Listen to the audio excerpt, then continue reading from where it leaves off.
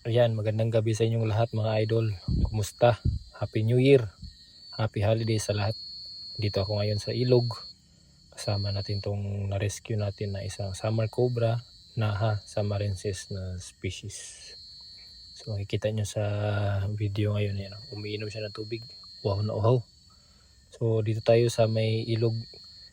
Natural habitat nila. Huwag kayong magagalit bakit tayo nag-release ng ahas kasi talagang wasto lang, sakto lang nandito sila nilalagay kasi una-una sa lahat, natural habitat, protected area, ilog, walang may-ari dyan, kaya huwag yung magagalit. So walang may-ari ng ilog, kahit ano, dagat, yung tubig, ano dyan. Kaya saklaw to sila ng ating DNR 9147 na batas. So wildlife protection and conservation na batas. So yan, isa tong Nahasamarensis species natin, summer cobra. So local dito sa Visayas and Mindanao. Ito yung usual natin na na-rescue, kaya binabalik lang natin siya sa kanyang naturang bahay. Kaya sana mabuhay ka ng malaya, tsaka makapamuhay ka ng matiwasay na walang distraction sa tao. So yan, pag-aralan mo natin yung galaw niya. So yan, observe natin. Yan, so yung ahas mga idol, talagang sumisiksik yan sila kapag may nararamdaman sila na panganib sa buhay nila. Ayan.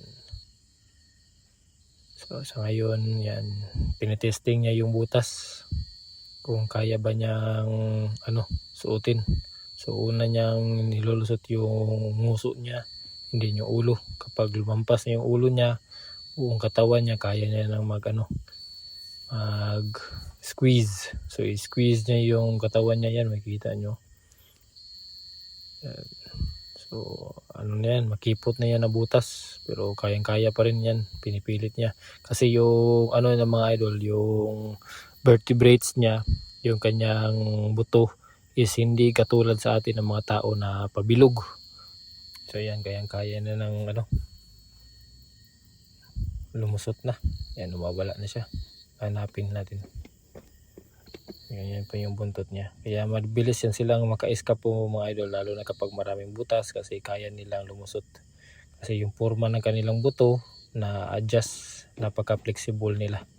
So ayan, hanggang dito na lang yung vlog natin. Kaunti lang to. Short video. Sana i-share nyo itong mga video natin for wildlife conservation and protection na advocacy natin. Maraming salamat. Happy New Year!